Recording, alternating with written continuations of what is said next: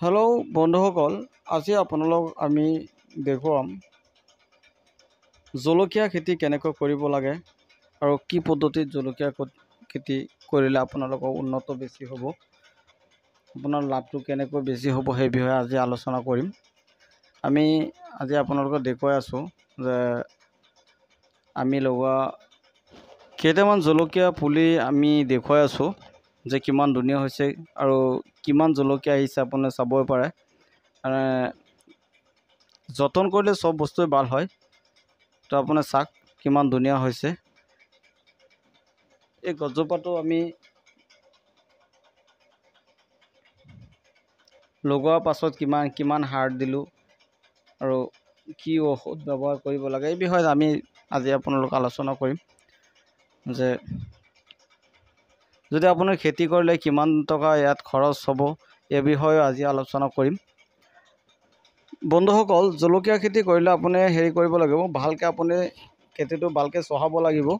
আপোনাৰ যদি ভালকৈ খেতিটো নচহায় তেনেহ'লে আপোনাৰ খেতিটো ভাল নহ'ব। সেইকাৰণে প্ৰথমে আপুনি ভালকৈ খেতিটো চহাব লাগিব আৰু খেতিটো চহোৱাৰ সময়ত আপুনি পচন সাৰ প্ৰচুৰ পৰিমাণে আপুনি দিব লাগিব। যদি আপুনি ভালকৈ পচন সাৰ যদি আপুনি এইবিলাক খেতিত নিদিয়ে তেনে জলকীয়া খেতি ইমান ভাল নহয়।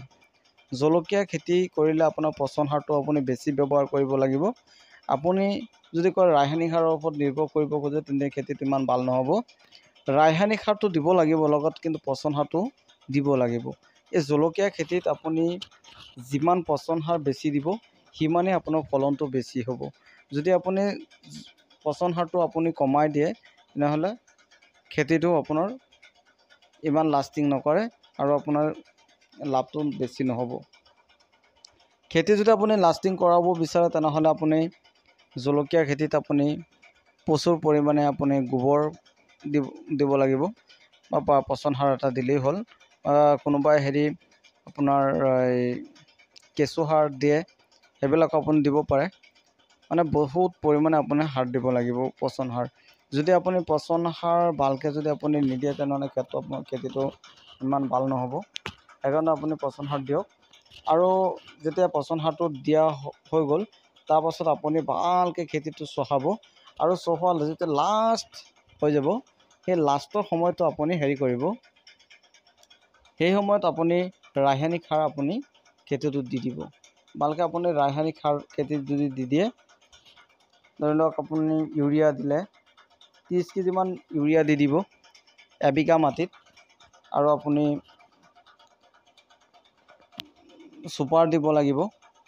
আপুনি চুপাৰ 50 কেজি এটা দি দিব পাৰে আৰু আপুনি ডিউপিও দিব, ডিউপিও অলপ বেছিকৈ দিব পাৰে। আপুনি ডিউপিও আপুনি 30 কেজিমান ডিউপি দি দিব। এনেকৈ আপুনি পটাছ আছে এইবিলাক চব মিলাই আৰু চয়েলো দি দিব পাৰে। আপুনি ওচৰত যদি আপোনাৰ আছে ফাৰ্টিলাইজাৰৰ দোকান আছে, এই দোকানত আপুনি যদি কয় তেতিয়া আপুনি মিলাই চবখিনি সাৰ দি দিব। আৰু এটা পুৰণি দোকানী হয় সি কিন্তু ভালকৈ জানিব, আৰু যদি নতুন দোকানী হয় ইমানখিনি ভালকৈ নাজানিব পাৰে। কিন্তু আপোনালোকে সদায় কিনিব পুৰণি দোকানীৰ পৰা যদি আপুনি কিনে, সেই ফাৰ্টিলাইজাৰৰ দোকানী আপুনি ভালকৈ আপোনাৰ সাৰ দি দিব। সি বহুত বছৰ ধৰি কৰি থাকিলে ভালকৈ জানিব পাৰে যে কোনটো খেতিত কি বেছি লাগে, সেইখিনি মিলাই দিব পাৰে। সেইকাৰণে আপোনালোক পুৰণি দোকানীৰ পৰা আনিব, যাতে ভালকৈ সাৰটো দি দিয়ে। এইখিনি সাৰ আনি আপুনি খেতিত ভালকৈ মাৰিব লাগিব আৰু মাৰি আপুনি তাৰপাছত খেতিটো আপুনি যেতিয়া তৈয়াৰ হৈ গ'ল, একদম ৰেডি হৈ গ'ল, তেতিয়া আপুনি লগে আপুনি কাম এটা কৰিব পাৰে। যেতিয়া আপুনি পুলিটো বনাই ৰাখিব লাগিব আগতে, খেতি তৈয়াৰ কৰাৰ আগতে আপুনি কৰিব লাগিব পুলিটো আপোনাৰ বনাই ৰাখিব লাগিব। যদি পুলিটো বনাই তাৰ পাছত আপুনি খেতিটো দেৰি কৰিব। সেইকাৰণে 1 মাহ আগতে আপোনাৰ পুলিটো বনাই ৰাখিব। 1 মাহ যেতিয়া হৈ যাব তেতিয়া পুলিটো খেতিত লগাই দিব লাগিব। যদি আপুনি এনেকৈ লগাই যদি 1 মাহৰ ভিতৰত যদি আপুনি খেতিত পুলিটো লগাই দিয়ে, এই পুলিটো মানে দ্ৰুতগতিত আপোনাৰ গ্ৰোথ হৈ যাব। বন্ধুসকল, জলকীয়াৰ বহুত মানে জাত আছে। আপুনি সেই জাতৰ ভিতৰত আপুনি লগোৱা মানে আপুনি যিটো লগাব এইটো আপুনি প্ৰথমে চিলেক্ট কৰি ল'ব লাগিব যে কোনটো আমি জাতত আমি লগাম। কিন্তু আপুনি আৰু এটা কাম কৰিব পাৰে যে আপোনাৰ গাঁৱত কোনটো জলকীয়া বেছি ভাল হয়, সেই বস্তুটো আপুনি আগতে জানি ল'ব লাগিব। আপোনালোকৰ গাঁৱত যদি ওচৰে পাঁজৰে যদি আপোনাৰ হেৰি আছে, বহুত মানে কৃষক থাকে, সেই কৃষকৰ পৰা আপুনি জানি ল'ব পাৰে যে আমাৰ গাঁৱত কোনটো জলকীয়া বেছি ভাল হয়। সেই জলকীয়াটো আপোনালোকে প্ৰথমে আপুনি চিলেক্ট কৰিব আৰু চিলেক্ট কৰি সেই জলকীয়াটো আপুনি লগাবলৈ চেষ্টা কৰিব। আৰু যদি আপুনি বেলেগ জাত এটা লগাই দিয়ে, আপোনাৰ গাঁৱত যদি নহয়, তেনেহ'লে আপোনাৰ লোকচানৰ সন্মুখীন হ'ব লাগিব। এতিয়া আপোনালোকে লোকচানটো যাতে নহয়, সেইকাৰণে মই আগতে কৈ দিলোঁ যে আপুনি আপোনাৰ গাঁৱত যিটো আপোনাৰ বেছি ভাল হয় সেই জাতটো আপুনি বিচাৰি ল'ব। বন্ধুসকল, আৰু এই গছ মানে যদি আপোনাৰ গছজোপাটো যেতিয়া লগাব, যেতিয়া পুলিটো লগাব, সেই পুলি লগোৱাৰ সময়ত কিন্তু এটা পুলিৰ পৰা আনটো পুলি 18 ইঞ্চিমান হ'ব লাগিব। যে এটা পুলিৰ পৰা এটা পুলি 18 ইঞ্চি আৰু এটা শাৰীৰ পৰা এটা শাৰী আপুনি 18 ইঞ্চি দূৰত ৰাখিব লাগিব। মানে এক কথা ক'বলৈ গ'লে আপোনাৰ স্কুৱাৰ ফুট বুলি ক'লেই হ'ল। যে আপুনি এনেকৈ আপোনালোকৰ খেতিটো কৰিব, তেতিয়া খেতিটো বহুত ধুনীয়া হ'ব। আৰু যদি খেতিত যদি পানী জমা হোৱাৰ কিবা চান্স থাকে, সেইবিলাক পানী উলিয়াই দিবৰ কাৰণে এটা ব্যৱস্থা কৰিব, যাতে কোনো পধ্যেই খেতিত পানী জমা হৈ নাথাকে। আমি যিটো জলকীয়া লগালোঁ, এইটো কেইজোপামান গছেতো আমি লগাইছোঁ, কিন্তু ইয়াত মানে কোনো ৰাসায়নিক সাৰ দিয়াই নাই, মানে চব গোবৰ সাৰ দিয়া হৈছে। আৰু গোবৰ সাৰটো পাই আপুনি চাওক যে জলকীয়া গছটো কিমান ধুনীয়া হৈছে। আপোনাৰ চাব পাৰে যে কিমান ধুনীয়া হৈছে গছটো আৰু কিমান জলকীয়া আহি আছে। আপোনালোকে চাবই পাৰে ইমান জলকীয়া আহিছে আৰু কি ক'ম।